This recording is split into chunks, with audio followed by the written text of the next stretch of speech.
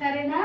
మన స్కూల్కి వచ్చి మీరు జాయిన్ కావాలి. మీరు చిన్న చిన్న బుజ్జి బుజ్జి పాపలు చాలా ముద్దు వస్తున్నారు కదా. మీ అంగన్వాడీ అయిపోతుంది ఇక నెక్స్ట్ ఇయర్. మీకు 4 ఏళ్ళు దాటి 5 ఏళ్ళు పడతాయి కదా. 5 ఏళ్ళు అయ్యాక మీరు అందరు కూడా నా స్కూల్కే రావాలి. వస్తారా? ఎందుకని రావాలి మరి? మంచి మంచి న్యూట్రిషియస్ ఫుడ్ గురించి చెప్తా నేను మీకు రోజు. తీసుకోండి. ఇది ఏంటి తెలుసా? ఖర్జూర పళ్ళు. చాక్లెట్స్ తినొచ్చా మీరు? తినొద్దు కదా. తింటే ఏమవుతుంది? క్యావిటీ వస్తుంది కదా, పళ్ళన్నీ పాడైపోతాయి. ఇది ఖర్జూర పండు. ఇది తింటే చాలా బలం వస్తుంది మీకు. శివునికి పెడతారు కదా ఇది. శివరాత్రి రోజు ఖర్జూర పండు తిన్నారా మీరు? శివరాత్రి రోజు దేవుడికి పూజ చేస్తే మీరే గుర్తుకొచ్చింది నాకు. అందుకోసమని దేవుడికి పెట్టినట్టు మీకు పెడదామని ప్రసాదం తీసుకొచ్చా.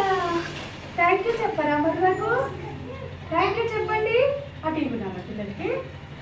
మనం ఖర్జూర పళ్ళన్నీ పంచడం జరిగింది అంగన్వాడీకి వచ్చి.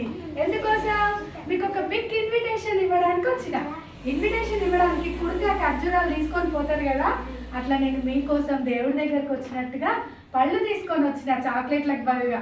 బాగుందా అమ్మా ఐడియా? బాగుంది. థ్యాంక్ యూ అమ్మ. ఎందుకంటే మన స్కూల్ స్ట్రెంత్ పెరగాలి కదమ్మా.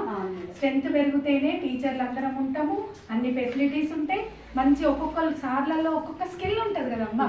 ఒక్కరిమే అన్ని చెయ్యలేము. ఎవరమైనా చెయ్యొచ్చు, కానీ అది కరెక్ట్ కాదు కదా. అందరూ 5 తరగతులకు 5 టీచర్లు ఉన్నారు మన స్కూల్లో. కాబట్టి దీన్ని కాపాడుకోవాలంటే స్ట్రెంత్ ఉండాలి. అది ఉద్దేశం. Thank you.